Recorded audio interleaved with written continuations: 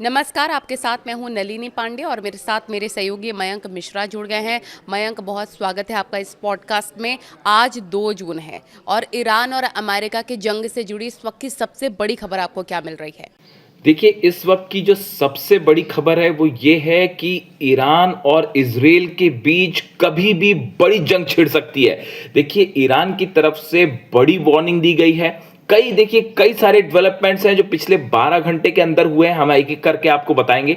सबसे पहली खबर ये है, ईरान की तरफ से बड़ी वार्निंग दी गई है इजराइल को कि अगर बेरूत पर किसी तरह के हमले होते हैं, लेबनान पर हमले जारी रहते हैं, तो इसका नतीजा यह होगा कि ईरान अपनी मिसाइल से उत्तरी इजराइल पर बड़ा हमला करेगा। देखिए, ये सीधी सीधी चेतावनी दी गई है ईरान की तरफ से और यह साफ कर दिया गया है कि अगर नेतन्याहू नहीं रुकते हैं और अगर हिंसा जारी रहती है, बेरूत पर हमले होते हैं, लेबनान में हमले होते हैं, तो उत्तरी इजराइल पर भयंकर मिसाइल अटैक किया जाएगा। यह पहली खबर है। देखिए, इसे माना जा रहा है कि अब ईरान और इजराइल के बीच जंग की शुरुआत होने जा रही है। इसके साथ जो दूसरी बड़ी खबर आई है, ईरान ने अमेरिका के साथ किसी भी तरह की जो बातचीत चल रही थी वो सब बंद कर दी है। बिल्कुल ठीक, जिस तरह की बातें थी कि पर्दे के पीछे डील हो रही है, कई जो है वो चर्चाएं चल रही हैं, इस तरह की खबरें थी, कई देश बातचीत कर रहे हैं, लेकिन अब ईरान ने फैसला किया है कि फिलहाल अमेरिका के साथ किसी स्तर पर किसी तरह की कोई बातचीत नहीं होगी, जिसके बाद अब घुटनों पर आ चुके हैं ट्रंप। देखिए, कल जिस तरह से हमले हुए कुवैत में, शुरुआत हुई कि अमेरिका की तरफ से टॉमहॉक मिसाइल्स फायर की गई और ईरान के 3 आइलैंड्स पर हमले हुए। केशम आइलैंड पर हमला हुआ, सिरीक में हमला हुआ, गुरुक में हमला हुआ। इन 3 जगहों पर कई ठिकानों पर हमले किए गए।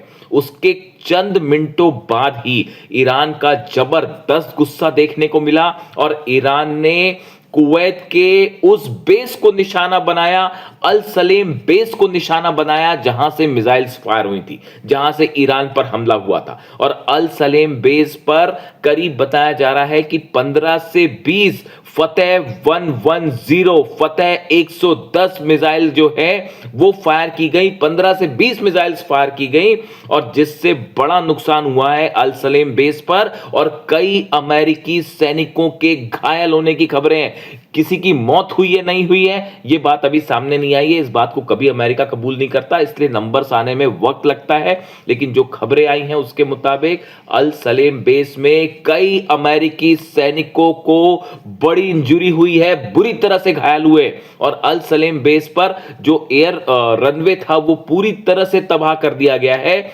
और ये बड़ी स्ट्राइक मानी जा रही है, जिसके बाद डोनाल्ड ट्रंप पूरी तरह से घुटनों पर है। देखिए, इसके अलावा तीसरी जो बड़ी खबर है, वो तीसरी बड़ी खबर यह है, ईरान ने साफ कह दिया है कि अगर किसी भी तरह के हमले जारी रहे तो बाब अल मंदेब भी बंद कर दिया जाएगा। जिस तरह से हॉर्मूज बंद है उसी तरह से बाब अल मंदेब भी बंद होगा। बाब अल मंदेब वो जगह है, वो इलाका है, हॉर्मूज की तरह ही इलाका है, जहां से दुनिया का करीब 10 से 15% ऑयल इस इलाके से निकलता है। यानी आप सोचिए कि अगर करीब 20 से 25% ऑयल हॉर्मूज से बंद हो जाता है, उसके बाद 10 से 15% बीच का ऑयल जो है वो बाब अल मंदेब से निकलना बंद हो जाता है, पूरी दुनिया में हाहाकार मच जाएगा। डोनाल्ड ट्रंप घुटने पे है, नेतन्याहू घुटने पर है। देखिए, ये एक ऐसी खबर थी और ये इस बार धमकी जो है वो सीधा सीधा वार्निंग ईरान की तरफ से दी गई है।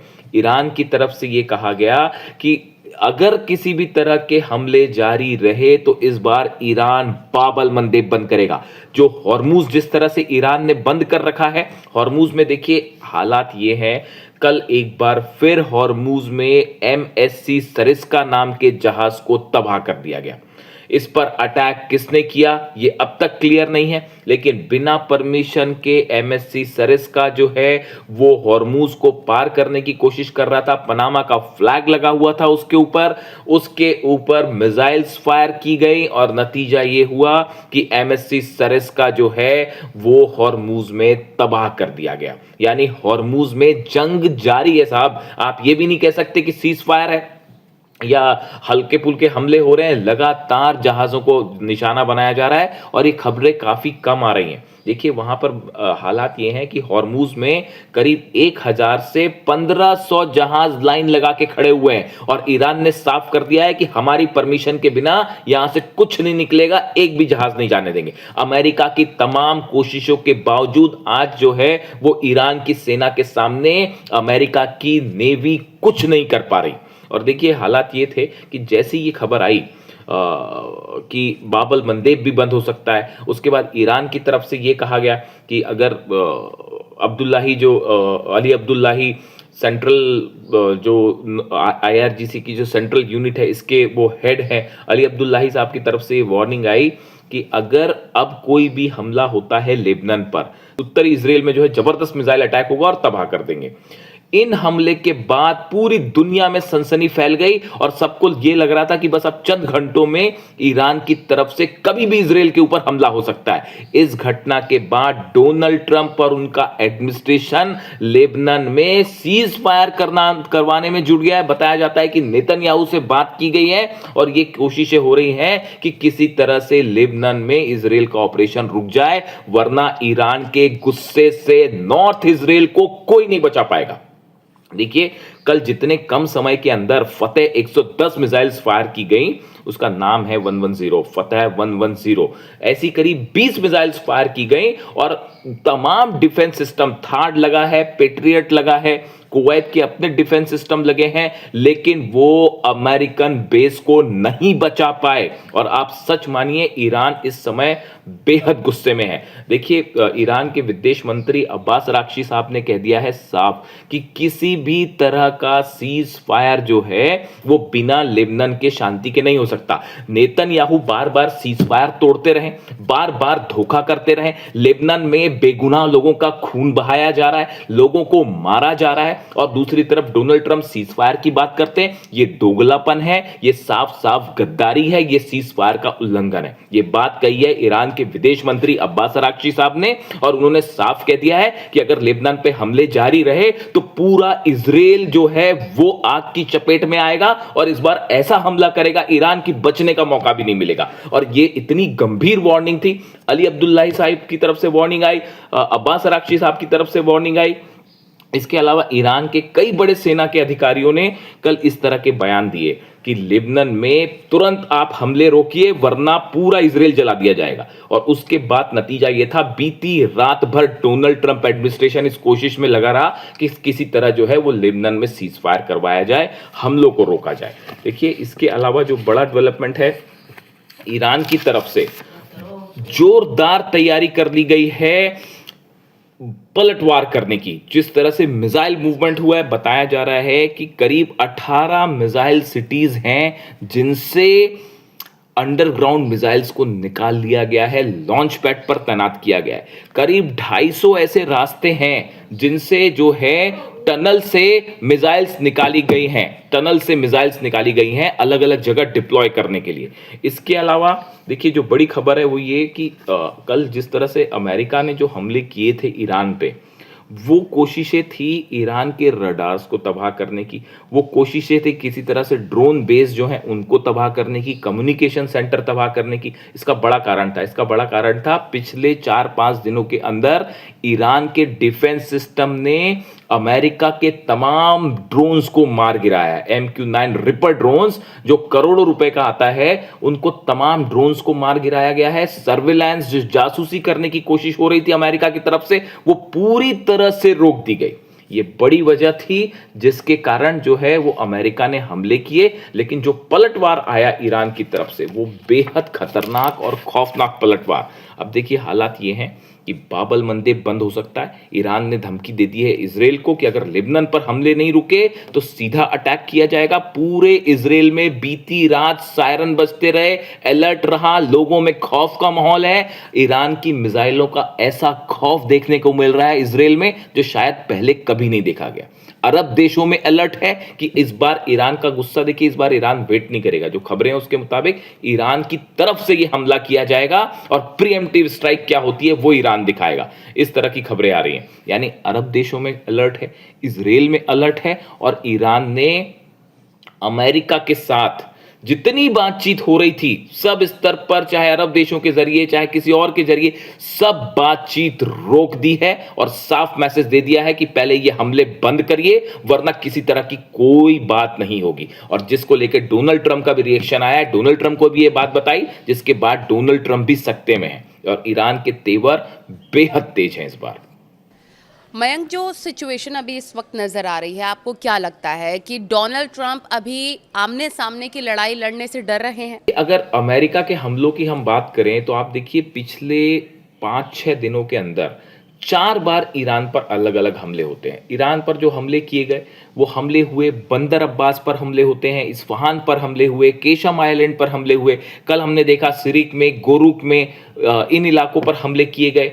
ये हमले करीब 4 बड़ी स्ट्राइक्स जो हैं वो अमेरिका की तरफ से की गई, लेकिन आमने सामने की जंग करने में अमेरिका और डोनाल्ड ट्रंप डर रहे हैं, घबरा रहे हैं, ये हकीकत है। देखिए, दबे छुपे अमेरिका की तरफ से हमले हो रहे हैं, उसकी 2 वजह है। पहली वजह यह है कि डोनाल्ड ट्रंप अच्छे से जानते हैं, अमेरिका जानता है कि अगर बड़ी स्ट्राइक की जाएगी, सीधा जंग शुरू की जाएगी तो ईरान का जबरदस्त पलटवार होगा, 12 अरब देश जल सकते हैं एक साथ। और इस बार बताया जा रहा है कि ईरान ने बहुत बड़े स्तर पर जंग की तैयारी कर ली है। जितने दिन सीज फायर रहा, अरब देशों के एक एक तेल के निशान एक एक जो तेल के ठिकाने हैं वो निशाने पर है, जितने वाटर सप्लाईज हैं वो निशाने पर है, पूरे अमेरिकन बेसिस निशाने पे हैं। और बताया जा रहा है कि अगर ईरान की तरफ से बड़ा हमला होता है तो अरब में हाहाकार मच जाएगा। इसके साथ ही नॉर्दर्न इजराइल पर बड़े हमले की तैयारी हो चुकी है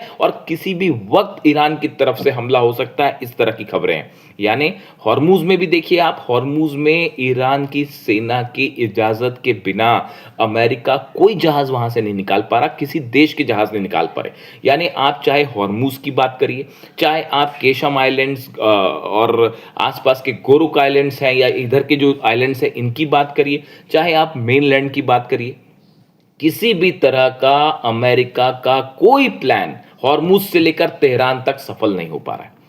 चाइना बड़ी मदद कर रहा है ईरान की, ये खबरें सामने हैं, इस पे हम अलग से एक वीडियो करेंगे कि किस तरह से ईरान ने मिसाइल्स बनाने का बड़ा मटेरियल जो है एक बार फिर ईरान को भेज दिया है। दूसरी तरफ से पुतिन कितने एग्रेसिवली ईरान के साथ खड़े हो गए और इन सब वजहों से अमेरिका सीने पर वार करने से डर रहा है और पीठ पीछे हमला कर रहा है। ये ईरान का कहना है, ये ईरान के लोगों का कहना है कि कायरो की तरह चुप चुप के पीछे से हमला करने की कोशिशें हो रही है, सामने से जंग करने की हिम्मत नहीं कर पा रहे। ये कहना है ईरान के लोगों का। ईरान में जबरदस्त प्रदर्शन जारी है, हर रात जो है लाखों लोग सड़कों पे हैं, अल्लाहू अकबर के नारे लग रहे हैं और अपनी सेना के साथ ईरान में जनता खड़ी हुई है। देखिए, अमेरिका में हालात ये है कि अमेरिका में ना तो डोनाल्ड ट्रंप डील कर पा रहे हैं, ईरान ने साफ कर दिया है ना यूरेनियम पर बात करेंगे ना न्यूक्लियर प्रोग्राम रोकेंगे। अगर आप नॉर्मल डील करते हैं, अपना ब्लॉकेट हटा के निकलना है तो निकल जाइए, लेकिन बार बार ये जो बातचीत के नाम पर धोखा हो रहा है,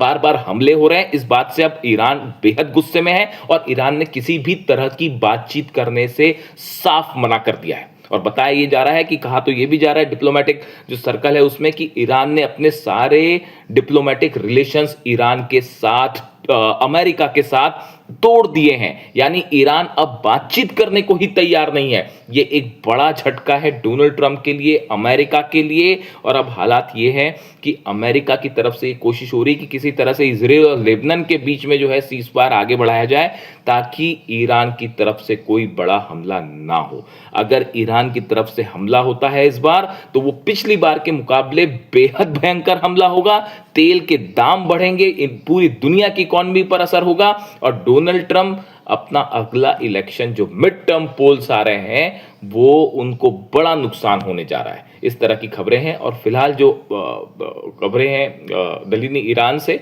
वो ये इस ओर इशारा कर रही हैं कि ईरान की सेना एक बड़ी जंग के लिए तैयार है और किसी भी वक्त इस बार ईरान की तरफ से हमला होगा और इजराइल के लिए जो है वो बड़ा भारी साबित हो सकता है। देखिए, जो भी इससे जुड़ा अपडेट होगा वो हम आप तक पहुंचाएंगे। Thank you so much.